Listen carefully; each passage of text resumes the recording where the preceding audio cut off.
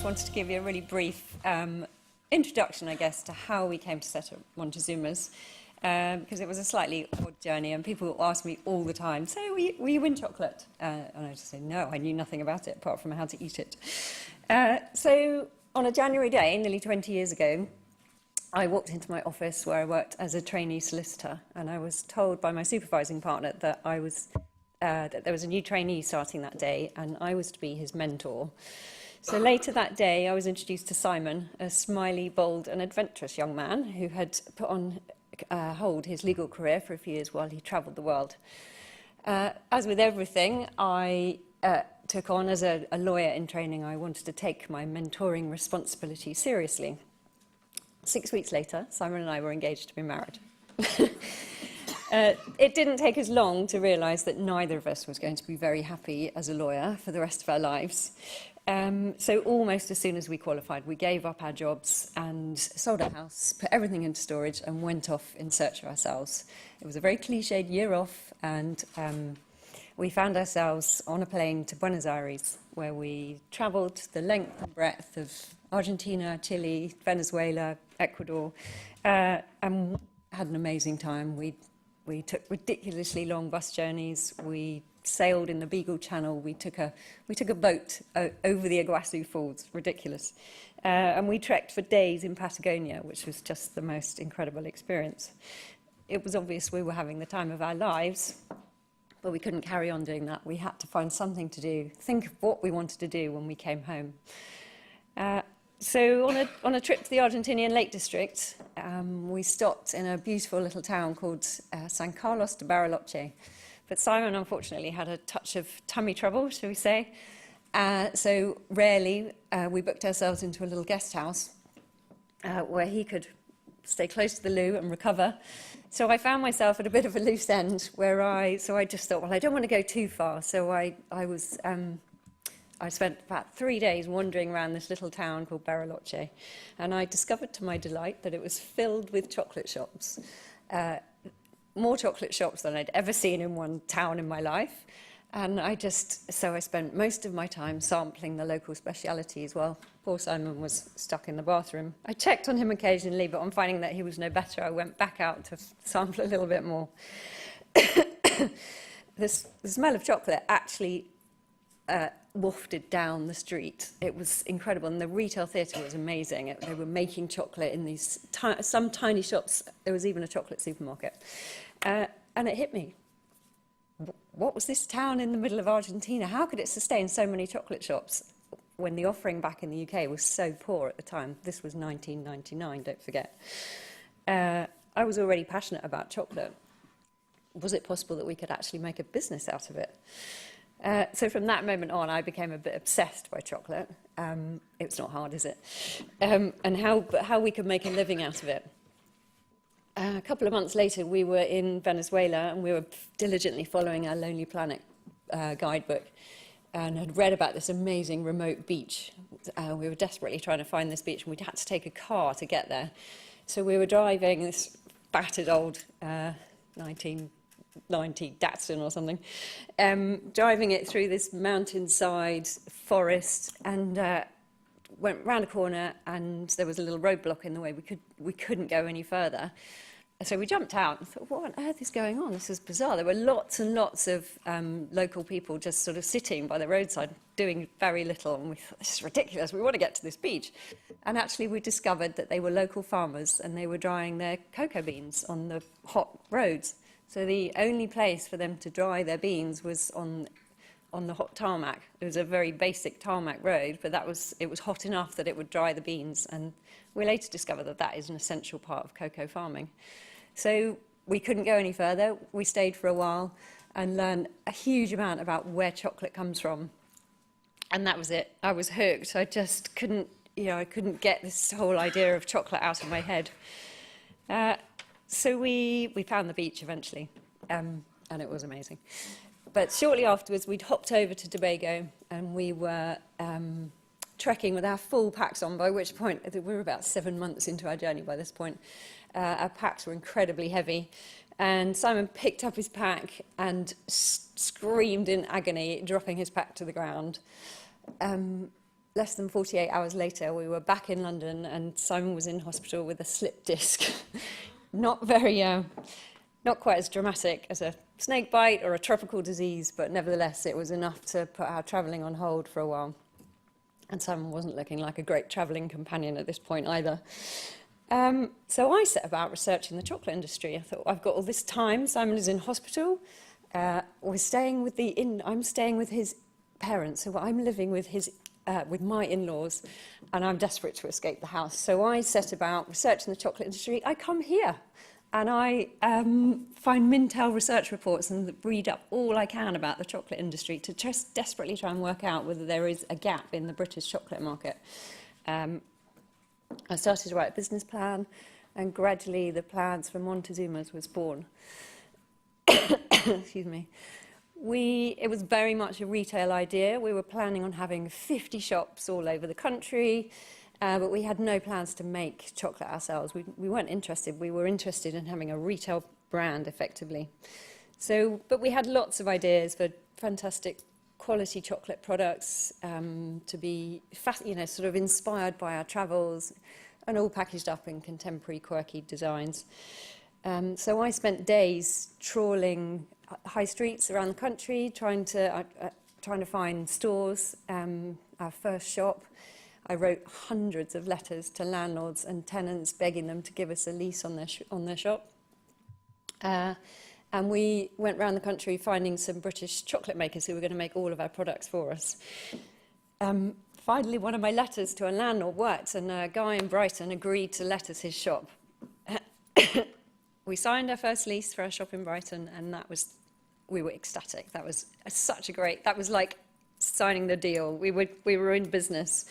So obviously there was masses to do, and we really needed to get our chocolate into production at this point. So we set about phoning all the chocolate makers who we'd found, but there was one who was to make more than half of our range, and we just couldn't get hold of them on the phone. So after a couple of days of trying, we jumped in the car and drove to Kent, where we'd met them before in their factory, and we arrived to find a notice of liquidation on their front door, and they'd gone bust in the few weeks that we hadn't spoken to them. So we went to bed that night with a lease to our name, hundreds of thousands of pounds committed to this lease over the next 16 years, and very few products to put in it. By the morning, we both woke up and said, we're going to have to make it ourselves. That's it. There is no alternative. We knew there was no alternative. But we had to learn how to make chocolate, and fast. We were due to open in a few weeks' time. On the 12th of August 2000, nearly a year to the day that we came back from South America, we opened the doors in Brighton to Montezuma's chocolate, innovative British chocolate. I could barely watch as the customers came, and they spent money on stuff that we'd created. We took £600 in our first day, which was a miracle to us.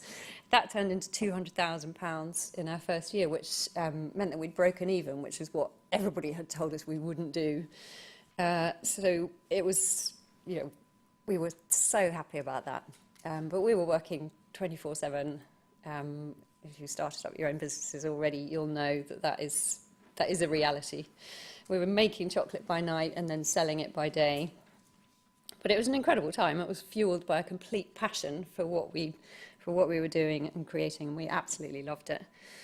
The business grew and changed direction, and manufacturing definitely took over. And we started to sell to some big retailers, and our little empire was growing. And we now produce 250 products. We have an ever-expanding factory, and we often make in a couple of days what we sold the equivalent of what we sold in our first year. We have 6 retail stores, so our plans for 50 didn't quite materialise because the business just changed direction and we went on a different course. But we also export to more than 30 countries worldwide, and our focus is creating a family sustainable business, still producing premium chocolate in 50 years' time. Thank you. Thank you, Helen.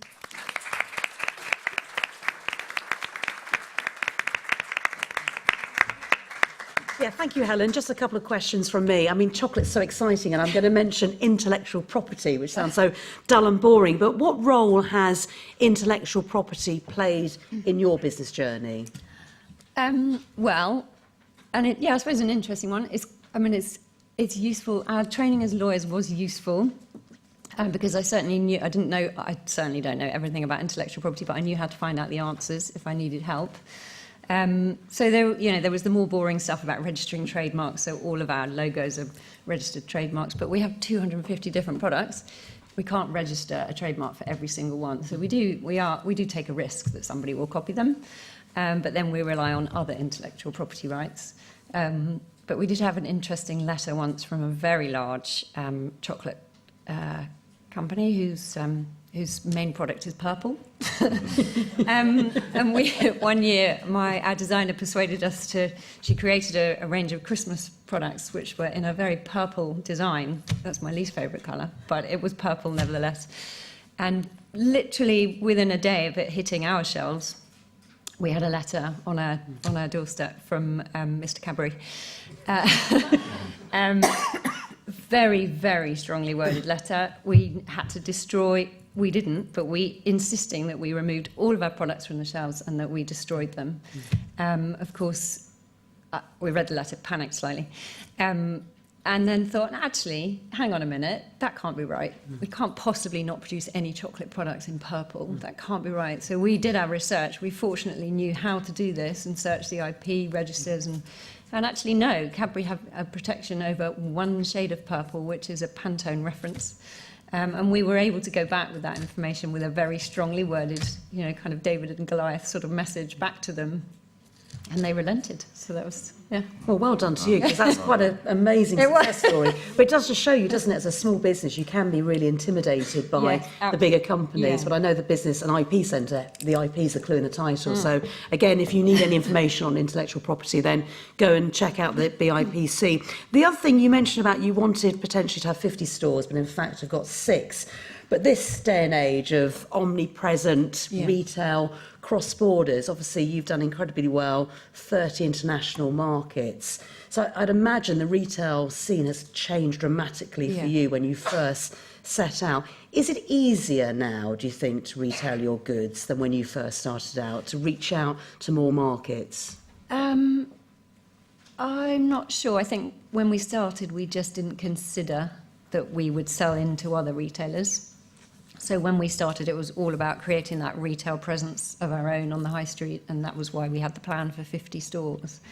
As we progressed, we realised that actually retail is really tough and has become tougher and tougher and tougher, I would say, to date. And selling into other retailers is actually a far less risky route to market. Plus which, because we were manufacturing, we had that margin there that meant that we could sell into other retailers, and also it meant that we could sell overseas, and actually we were very fortunate. The interest almost came to us, so kind of overseas buyers were coming to us saying, we really like these products, can we sell them? And then it was all about trying to actually work out how to get them there. And I know, obviously, the core of it, just the final question before I move on to the next speaker, is the ethical side of it and the fact that it is produced by you, that you're not subcontracting it out. So how important is that story? Because you told a story tonight of the journey. How much do people actually buy into that when they're taking your brand? It's easy to kind of assume what people think. I think a lot of consumers don't really think about it, but I think for the ones that do, it is really important that they understand the backstory behind where this product comes from, actually what it means, especially with chocolate.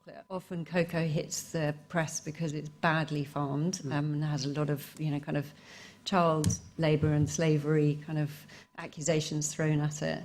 So for us, it's really important that we understand where our cocoa comes from and who's farming it and how well it's farmed and the quality of it. And that's a huge part of what we do, is trying to ensure that that is a good process. So that's... Yeah, and that ethical, the fair trading is incredibly important. Yeah. Well, Helen, I'm sure the audience will have plenty more questions later on.